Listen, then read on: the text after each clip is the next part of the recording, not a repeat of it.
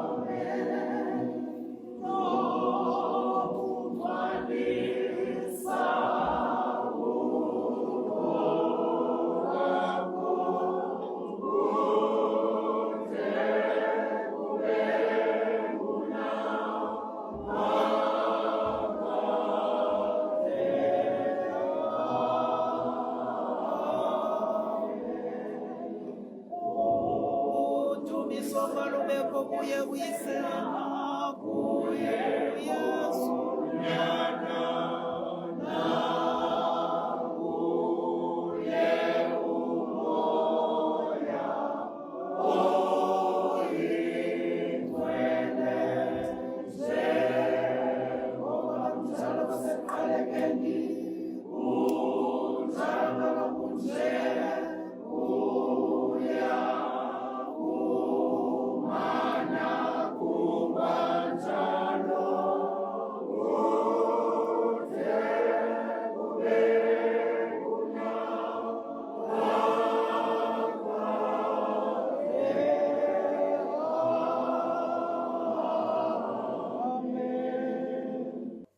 Tata uPikoko ke masibulele tata, masibulele ngokusivulela le nkonzo yethu namhlanje ngomthandazo.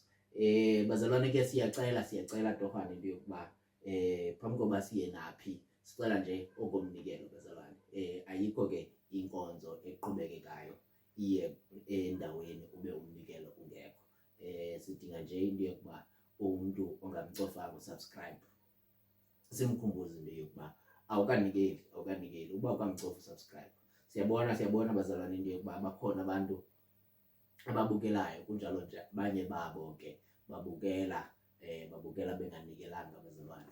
Siyayiqonda into yokuba ngamanye amathuba ke iyenzeka into yokuba into uyithande qha ulibale nje ucofa nje uSubscribe. Oku ke ukukhumbuza into yokuba uba ukamcofa uSubscribe ucofe uSubscribe. Kuba ke ungumuntu okholwayo le nkqubo ucofe ke ulike ucofe nelaqhosha ke lika-share ukwenzele abantu ekudingeka into yokuba bayibone le nto, ingakumbi abantu owazana nabo bayibone into yokuba icawa yabantu abangacawiyo iyaqhuba rhoqo ngecawa yentsimbi yesihlanu. Ngamanye amathuba ke uzawusibona sihamba nalo mzalwane wakaPikoko, kodwa ke amathuba amaninzi ndihamba nala mzalwane wakamnguni. Sizawuya ke ngoku bazalwane emazwini. Bawumnguni ke abantu ze basilinde phi? Bawo, ndonqena uthetha ngezopolitiko bawo. Hayi tata, yakufaka ku-5 years lo. Ithixwaka ba. Ngezopolitiko. Sawuphonswa ngapho kwezithixo ithixwaka. Sathi siyongcwaba bawo kwenye isikabho mnyumzalwane yongcwaba wathi esazi amapolitiko kodwa hayi Wayilahla mntanami. wayilahla sungena apho Yini benza kumamele kakuhle? yaphuma inkonzo. Ungangeni ba. Hayi bawo, Zizithixo ezo. soze ngene bawo. Kodwa bawo siyacela abantu basilinde kule ncwadi yokubhalwa ngumvangeli uLuka isahluko se-24 chapter 24 ivesi leya ya50 awananto uverse 50 emveni kwale ingoma.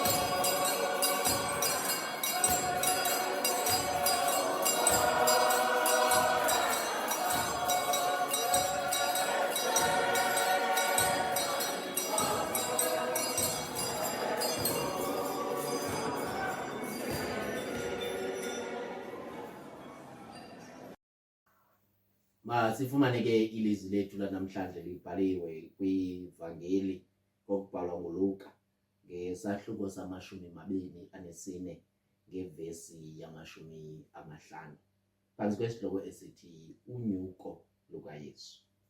uLuka chapter 24 verse 50, unyuko lukaYesu. Fundele ke ngolu hlobo.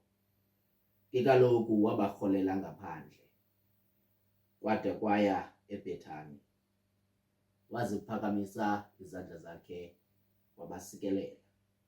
Kwathi ekubasikeleleni kwakhe wahluka kubo, wenyuswa wasiwa emazulwini. Baza bona bakuba bequbudile kuye, babuyela eYerusalem benovuyo olukhulu. Bamana behleli etempileni bedumisa bebonga uThixo. Amen. Amen. Thank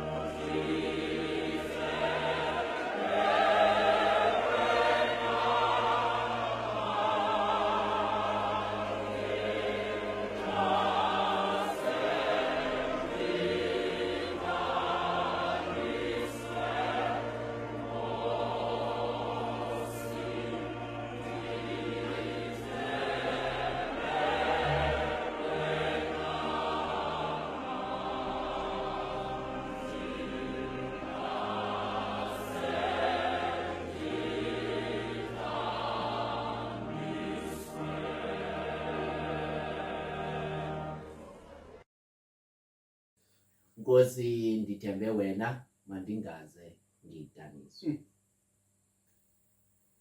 Bazalwane ke sisabukele icawa yabantu abangacawiyo sikuluka 24 verse 50. Ke kaloku wabarholela ngaphandle waziphakamisa izandla zakhe wabasikelela. 52 bazabona bakuba bequbudile kuye babuyela eYerusalem benovuyo olukhulu. Funa ke ukuthi bazalwane wabasikelela babuyela eYerusalem benovuyo olukhulu. Aba ke sibaliselwa ngonyuka kukaYesu. Kodwa ke umdla wami upha ekuvuyeni kwabo bazalwane. Ingangathi xa ndibukele okanye xa ndimamele apha bayaqala ukuvuya kangaka abazalwane. Babekhe bambona uYesu esenza imimangaliso, babemangala. Bebekhe bambona uYesu okanye abanye bebekhe beva into yokuba uYesu uvukile. Khange ndive into yokuba uvuyo lwabo belungaka. Kodwa ngoku uYesu uyahamba, uyenyuka. Kodwa bona xa behlukana noYesu benalaa nto kuthiwa yi-closure. Bahambe ke ngoku benoluvuyo banalo. Ndiyithatha ke le nto bazalwane ndiyisondeze apha kuthi kwamsinyane. Xa umzali okanye xa umntu omdala eza kunduluka, xa evele wanduluka nje kungekho nto ayithethileyo okanye kungekho nto ayenzileyo, ngasemva kushiyeka iziquko, ngasemva kushiyeka intetha ezingaphendulekiyo. Asinayibalekela into yokuba sikhula kwisizukulwana esininzi esingakhuliswanga mhlawumbi ngabazali babo bobabini. Omnye ukhule engamazi uyise. Mhlawumbi uninzi lwethu liyayiqonda okanye sikhe sababona abantu abakhuliswe bengabazi oyise. Kodwa uthi umntwana apha ekukhuleni ngenxa yokuba bengazi kubekho inqala amnqalela yona umzali wakhe. Kodwa ukuba mhlawumbi bekukho ingxabano phakathi koyise kwakunye nonina, umntwana ushiyeka esenesingqala okanye ushiyeka esenenqala ukuba akayazanga loo nto okanye akabanga nobudlelwane kwakunye noyise phambi kokuba anduluke emhlabeni. Abanye babaxolela abazali babo ngenxa yokuba kwenzeke umsebenzi othile, beva into yokuba lo mfo akhona amazwi akhe wawathetha efemelini esithi ze nindigcinele umntwanam. Abanye baxoliswa nje yiloo nto into yokuba nokuba bekusenzekani phakathi kwethu kodwa uthe ngomzuzu wokugqibela wandicinga. Bantwana bahle bakaThixo, ngoku ingangathi uYesu ufaka into yokuba noba ubani ebengenayo okanye ebenento asacinga into yokuba ushota ngayo, kodwa makayazi okanye aqiniseke into yokuba ngoku isabelo ebendinaso nonke ndininikile. Bantwana bahle bakaThixo, kubakho ingxaki bawumnguni ngalaa mini yokwabiwa kwamafa. Bantwana bahle bakaThixo, kuthiwe kanti lo mfo akazange waba nanto ngaphambili. Kulityalwe nokuba lo mfo wayekhe wasebenza ngenxa yokuba uthe xa ehamba wahamba engashiyanga nto. Bantwana bahle bakaThixo, okanye wahamba engathethanga nto. Ufika abantu, bantwana bahle bakaThixo, besilwa ngezinto zakhe, ngoba umntu ohambayo nje angashiyi ilizwi udala ingozi lowo mntu. Bantwana bahle bakaThixo, kodwa uYesu uthe ekuhambeni kwakhe washiya intsikelelo kwaba bantu bonke. Ngoku wonke umntu ohambayo uyayazi into yokuba nokuba ngangabikho ubawo ebesimlandela, kodwa ndiqinisekile into yokuba kule ndawo endikuyo nam ndinaso isabelo. Bantwana bahle bakaThixo, mhlawumbi bazalwane ukuba uYesu wavele wemka nje wakhe wayithetha into yokuba xa ndihambayo kuzawushiyeka intsikelelo. Mhlawumbi ibizaba ngooPetros, abantu abaziwayo. Bantwana bahle bakaThixo, mhlawumbi ibizaba ngooJohane. Bantwana bahle bakaThixo, bathi kakade nina beningabafundi abancinci. Bantwana bahle bakaThixo, ngoko ke sithi abamele into yokuba bathethe ngoYesu okanye intsikelelo uYesu ezi wakhe wathetha ngazo, thina siza kuzithatha. Abanye bathi lo mfo mayikade efaka umthandazo ekhaya, ngoko ke andizova ngani mna. Bantwana bahle bakaThixo, kodwa uYesu uyibone kubalulekile, bantwana bahle bakaThixo, into yokuba phambi kobahambe makashiye into kwaba bantu. Kunjalo nje angashiyi kubantu abathile, ababizele bonke ngaphandle ukwenzela bayibone le nto eza kwenzeka. Bantwana bahle bakaThixo, ngoku wonke umntu uthi akube ngekho uYesu azazi into yokuba kule ndawo akuyo nayo nesabelo. Bazalwane, mangapha amakhaya aqhekeke ngenxa yokwabiwa kwamafa. Bantwana bahle bakaThixo, kodwa namhlanje sizokuchaza into yokuba uYesu ushiye nelifa nathi. Angabikho uYesu, bantwana bahle bakaThixo, ayithi loo nto sizawushiyeka silamba apha ekhaya. Bantwana bahle bakaThixo, ayithi loo nto umkhuluwa okanye oyena mntu ebethandwa kakhulu apha ekhayeni nguye azawuzithatha zonke intsikelelo, kodwa uYesu wavula izandla zakhe. Bantwana bahle bakaThixo, wabasikelela. Petros, bendikhe ndakubona wena udlwela, ude waqhawula indlebe yomntu ebesiza, ngoko ingangathi undithanda kakhulu. Khawusondele wena Luka, ingangathi okufunda kwakho kungandinceda mhlawumbi. Sondela bantwana bahle bakaThixo, kunjalo nje ndiza kunika nina, ibe nina babonayo into yokuba ningenza njani. Bantwana bahle bakaThixo, kodwa uYesu akakhetha balala mntu. Bantwana bahle bakaThixo, wabasikelela bonke. Bantwana bahle bakaThixo, ngoko nathi namhlanje sizokuveza into yokuba wonke umntu intsikelelo zikaThixo zimfanele. Imfanele.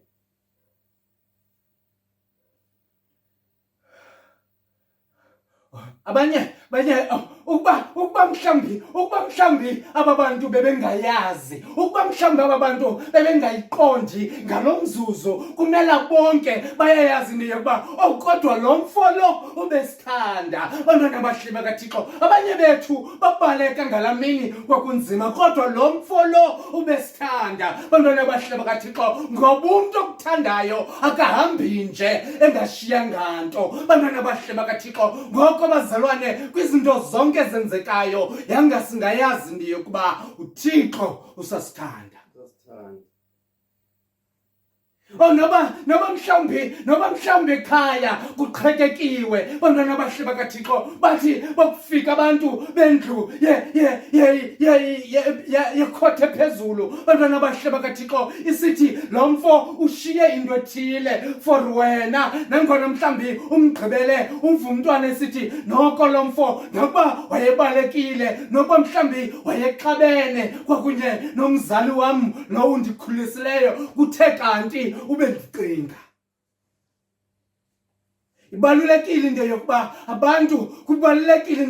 abantu xa behamba bantwana abahle bakaThixo bangahambi nje bashiya abantu benemibuzo. Kutheni nje sizimele uYesu? Kutheni nje ebonakale kubantu abathile uYesu? Kutheni ke engashiyanga nelizwi eli? Ngoku thina simane sibuza into yokuba ngubani ozawuma phambi kwethu, kanti uYesu wababeka bonke phandle ukwenzele wonke umuntu akwazi ukuthetha ngelizwi likaYesu. Namhlanje ke bazalwane, ngeba kwelami icala bazalwane, ngeba ndizama ukuveza into yokuba kwizinto zonke ezenzekileyo bantwana abahle bakaThixo ingangathi uYesu ufune ukubabonisa abazalwane into yokuba kuzo zonke into eyenzekileyo ubebathanda ababazalwane. Akekho umuntu othi ohamba omnguni, akekho umuntu ohambayo avela ashiyela abantu angabathandiyo ilifa elingaka. Usikelele umuntu kanti awumthandi, kunjalo nje ubungamnqweneleli nokuhle bantwana abahle bakaThixo, okanye ubudikwe kwayilento into yokuba makahambe apha ecaleni kwakho bantwana abahle bakaThixo. Side sibone amadoda bantwana abahle bakaThixo umuntu ashiya amafa ayokunika nezizalwane zakhe ezikude, lo muntu ebehlala naye apha endlini amyeke kuba ebehlala naye engamthandi, ambonise selemkile bantwana abahle bakaThixo. Ngoku Yesu ubonisa abantu into yokuba kwindlela ebesihamba bazalwane nina beningabona abantu ebendibathanda. Singashiyi umuntu ubuhamba naye endleleni bawumnguni eyingcwelerha. Bendicinga into yokuba umnguni, bendicinga into yokuba lo mzalwane siyathandana okanye uyandithanda bantwana abahle bakaThixo. Kunjalo nje akukho nto inesohlukanisa, kanti ngomhla wokugqibela akwabiwa amafa. Ubone into yokuba wena ushiyelwa ngaphandle ulikheswa, kodwa ungoyena mntu ubumazi lo.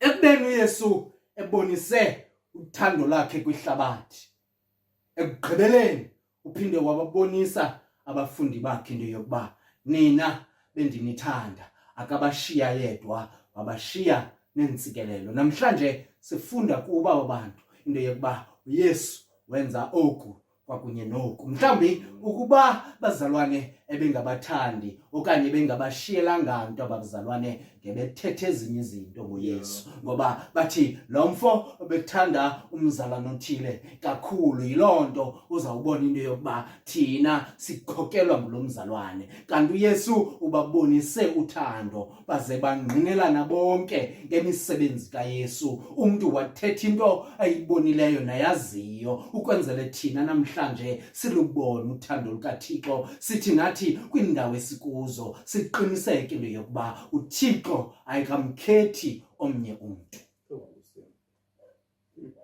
Nisikelele uThixo anithamsanqinise ngoYesu Kristu ngoku nangona phakade. Amen.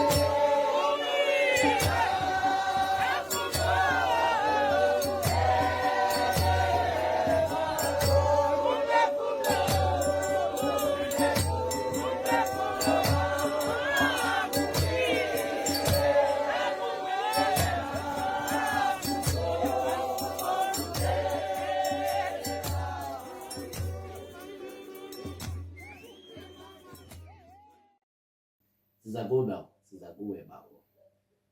Ke kaloku wabarholela ngaphandle kwada kwaya eBhethani. Ukuba ndikuva kakuhle sanibonani uthi apha lixesha lokunyuka kukaYesu. Yona nto ingamandla esiyivayo bazalwane baba bazintanda apha into yokubana ngaba uYesu wabarholela phandle Nkosi yami. kwada kwasa eBhethani.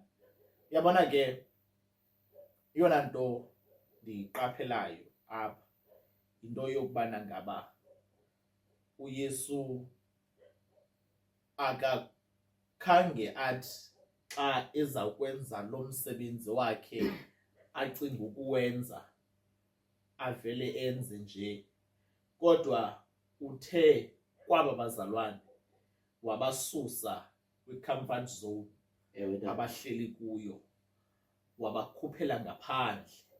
Akonela nje ukubasusa kwi-comfort zone ababeke kwispace esilimited, wabakhuphela ngaphandle ukwenzela into yokubana ngaba nantoni na xa esolula izandla zakhe ezolulela kubantu abasendaweni abafree kuyo.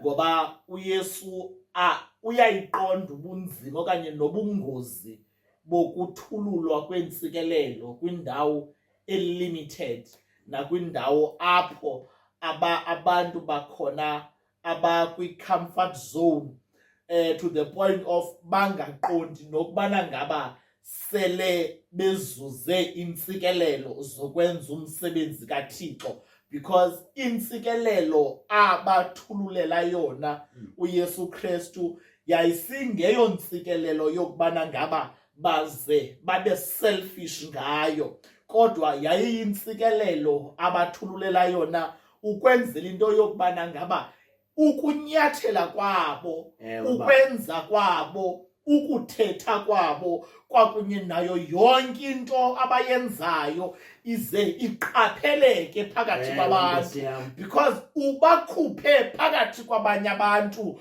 ukwenzela into yokubana ngaba njengokuba usitsho into yokuba izinga-ownwa ngabantu abathile le ntsikelelo. Yaye futhi kungathiwa xa kuthethwa sivile into yokubana ngaba usikelelwe ngenxa yento yokubana ngaba usikelelelwe ekoyini okanye mhlawumbi usikelelelwe endaweni encinci okanye endaweni efihlakeleyo, kodwa wabakhuphela ngaphandle ukwenzela into yokubana ngaba nabantu abakude, nabantu abebengekaqondi, nabantu mhlawumbi because bavile abantu yaye futhi babuya bazoqondisisa into yokubana ngaba uvukile nyani. Kodwa ngoku uYesu emveni kokubana ngaba ethe wazibonakalisa xa enyuka, uthatha aba bazalwane nanjengokuba bebengabantu ebebefihlakele, nanjengoba ibingabantu ebebesoloko bezivalele,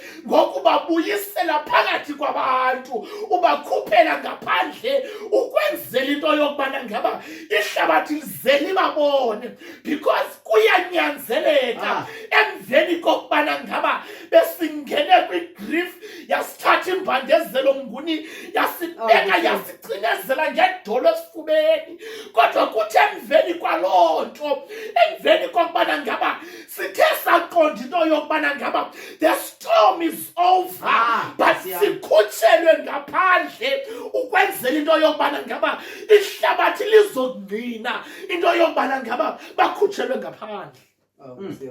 Kodwa ke simva apho uYesu esithi wabarholela ngaphandle, wathi wawugqiba kwade kwaseBhethani waziphakamisa izandla zakhe.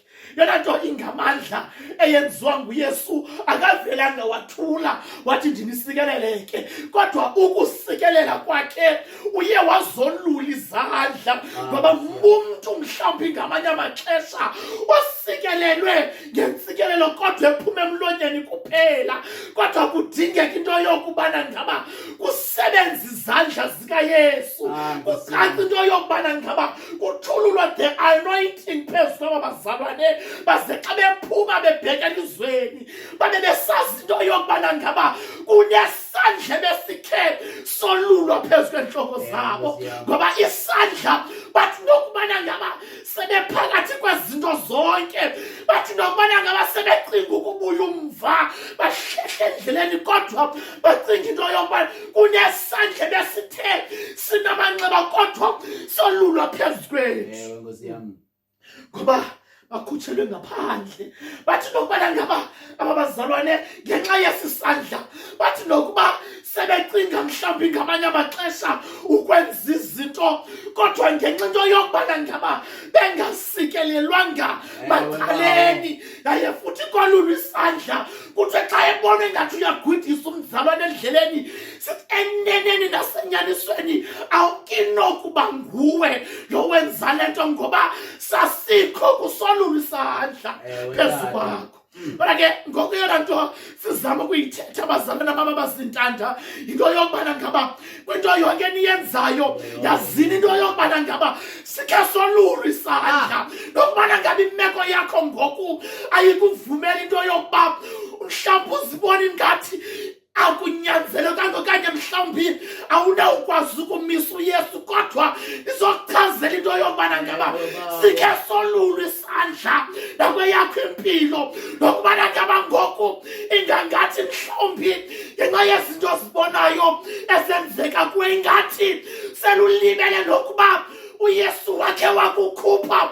Mveka ethetha umvumi wasekhaya esithi sikhutshiwe ebubini, yaye futhi angonela ukuthatha uthwelisa ubuko, ngoba kakade wakukhupha uYesu, selucinezelwe simphandezelo wakukhuphela ngaphandle. Lento ndizama ukuyithetha apha yileyo yokubana ngaba sukuvuma into yokubana ngaba loo nto ikubambele to the point of umlibala uThixo, kodwa ndizothi kuwe yazi into yokubana ngaba kunesandla soluliweyo phezu kwentloko yakho. Wabakhuphela ngaphandle ke, wabakhuphela ngaphandle. Yona nto ingamandla abazalwana bam abazintanda, siyawuqonda mosumcimbi wokukhutshelwa ngaphandle, nokubana ngaba mhlawumbi besikhe seva into yokuba besikhe sahlaliswa phantsi nguThixo ngexesha elingakanana nanjengabantu abangamaXhosa, kuthiwe emveni kwelo lonke lo xesha loba besikhe sagqitha phantsi kwelifa elimnyama, kodwa kubekho ixesha lokubana ngaba kubuya amadoda amakhulu nabantu abakhulu bezosixelela into yokubana ngaba lixesha lokukhutshwa kwethu ngoku. Yona nto ndizama uyithetha, yazini bazalwane lenyaniso yokuba nokuba kwenzeka ntoni, kodwa kunoYesu osikhuphela ngaphandle, kunoYesu ozasikhuphela ngaphandle. Nokuba mhlawumbi ngoku singabe sicinezeleke, kodwa yazini uba uYesu uyasikhuphela ngaphandle. Inkosi yoxolo, inkosi yothando, yangasengoku nanganaphakathi. Amen. Amen.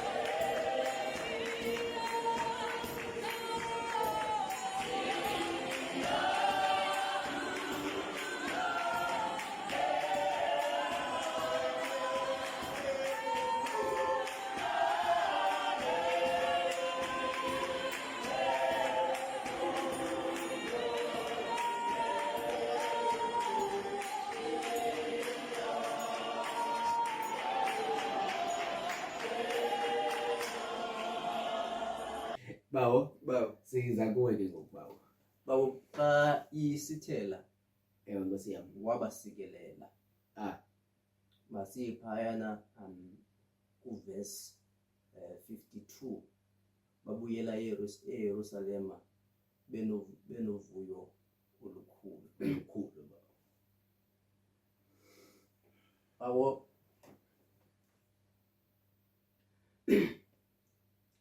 apha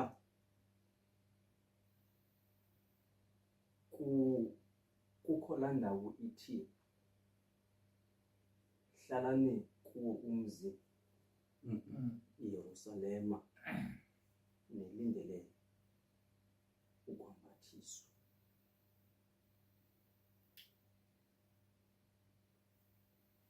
Then kuphinde bakhutshelwe ngaphandle eYerusalema ukuze basikelelwe aba bantu. Ukhona ke umahluko phakathi kwentsikelelo namandla aphuma enyangweni. Nokuba ngumcwana nje omncinci womohluko, Yeah. kodwa khona umahluko. Uzicingela nje Ewe Nkosi apha yami. kum engqondweni ukuba ezi ntsikelelo Ewe bawo. bebezifumene belapha eYerusalema. Xa kufika umoya oyingcwele bebengazuyiqonda ukuba umoya oyingcwele lo ufikayo phezu kwabo, ngoba bacinga intsikelelo yodwa Ewe bawo. ingenayo umoya oyingcwele kwanele. Kanti ungazifumana zonke izinto Hawu bawo. okanye ungazifumana zonke intsikelelo, Ewe Nkosi yami. kodwa abengekho umoya oyingcwele. Ewe bawo. Into ke endizama umhlawumbi ukuyithetha yile ithi ngamanye okanye lento uYesu akafuni aba bantu baconfuseka apha endleleni, Ewe bawo. bacinga ukuthi umoya oyingcwele lona yintsikelelo.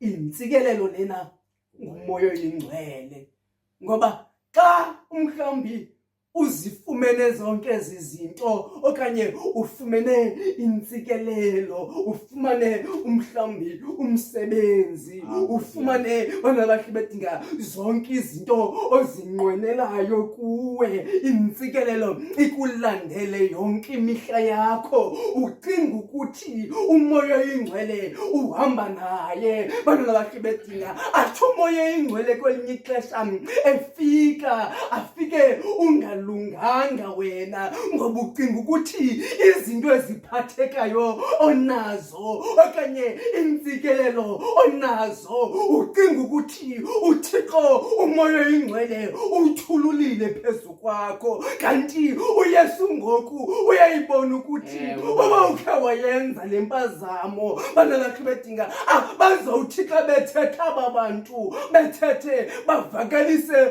umhlawumbi intsikelelo, kodwa umoya oyingcwele wona babe bewushiya ngasemva. Yile nto kuqala eqale basikelela banakhe bedinga belapha kwasisixeko saseBhethane, kwenzela ukuthi babuye benovuyo beyazi ukuthi siphethe intsikelelo, kodwa isekhona enye into engundoqo esiyilindileyo. Yile nto namhlanje sibona amakholwa nje banakhe bedinga behamba bashibedinga bengena benqonqoza beconfusa umoya oyingcwele nentsikelelo bashibedinga ubana uthe bashibedinga awafaka imali enga bana bashibedinga okanye awuzukuyifumana intsikelelo bashibedinga bacinga ukuthi bashibedinga izinto zikaThixo ziyathengwa bashibedinga ngoba ikhona into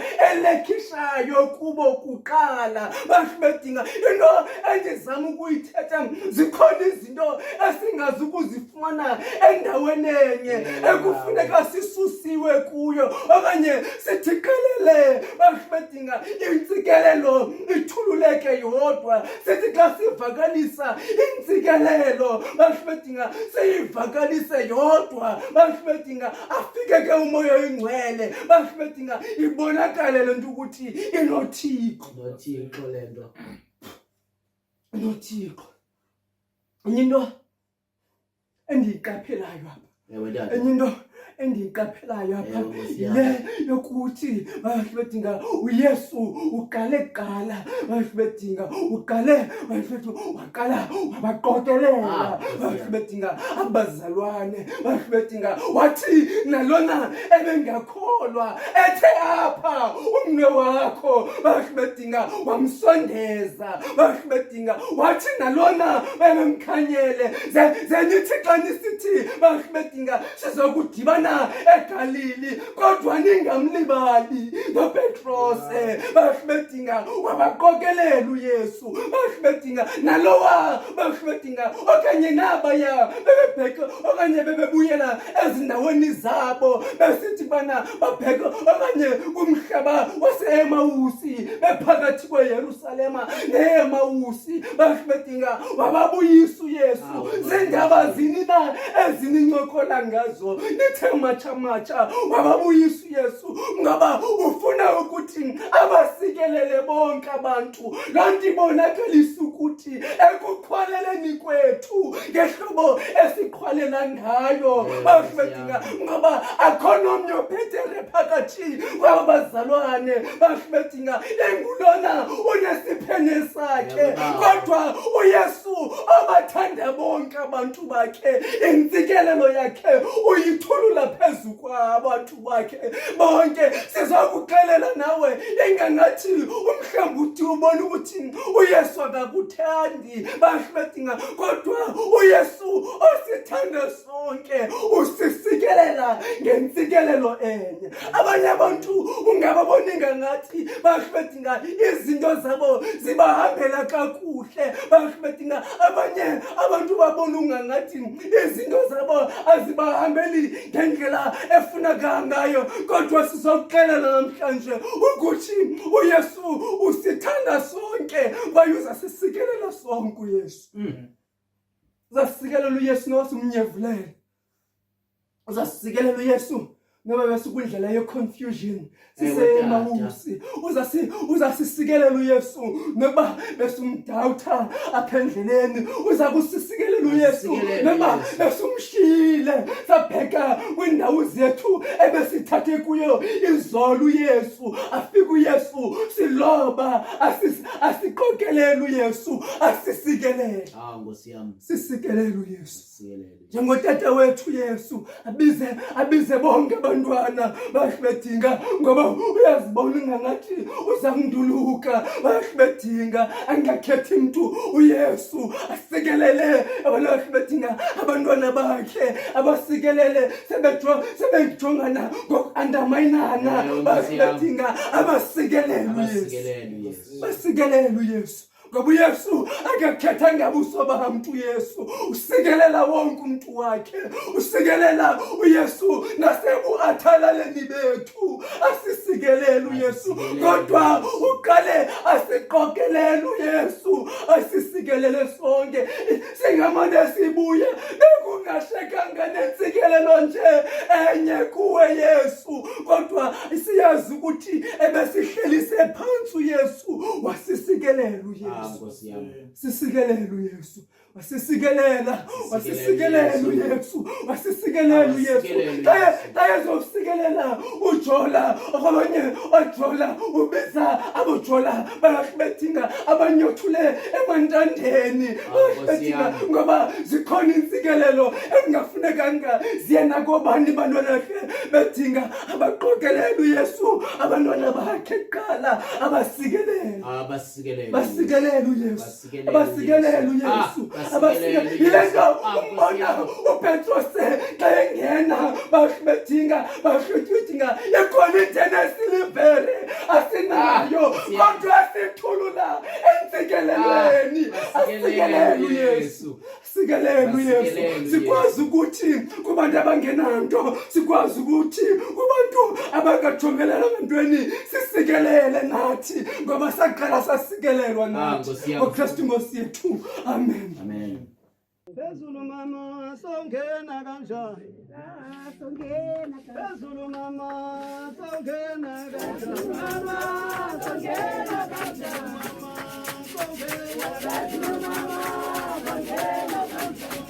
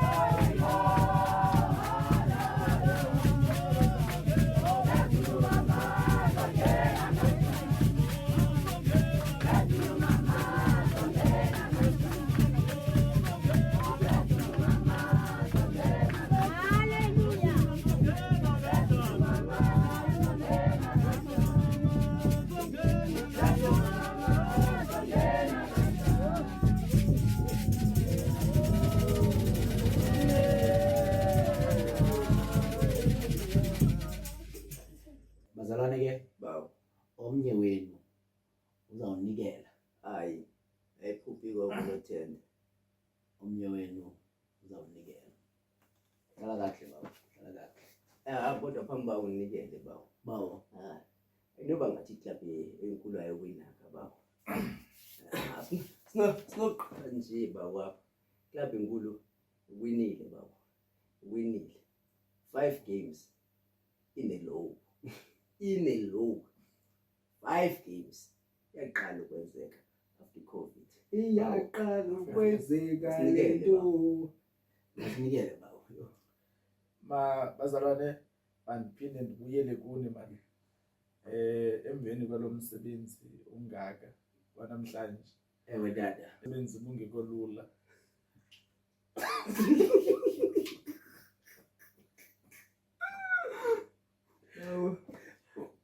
Bazalwane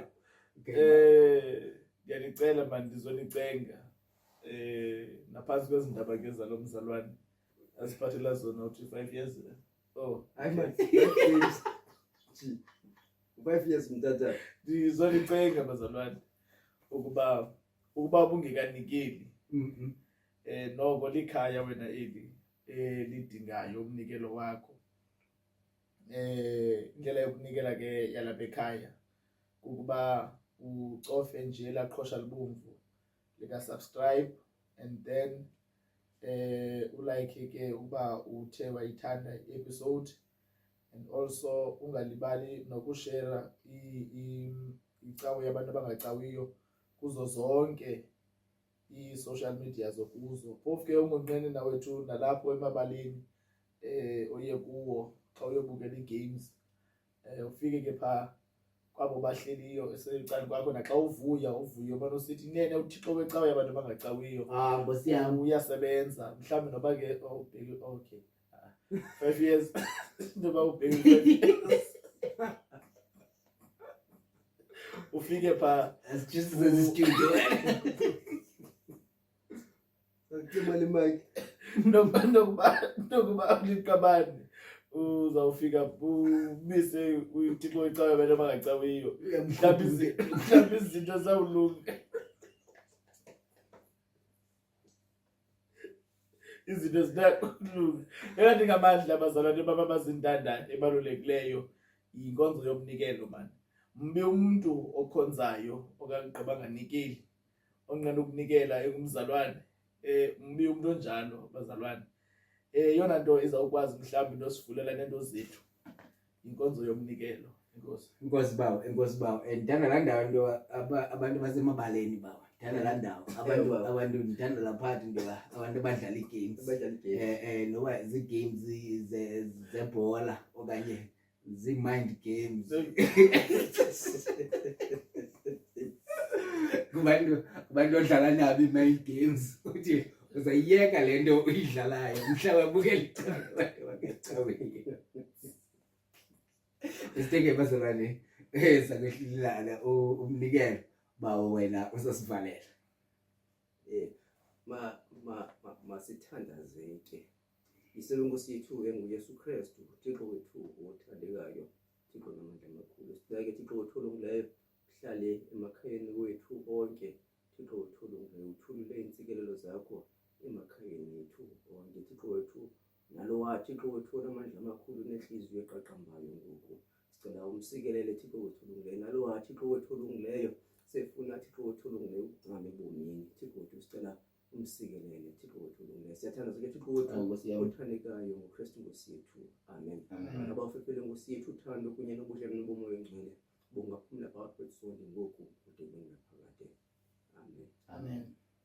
Amen. Amen. Amen. Amen. Amen. Amen.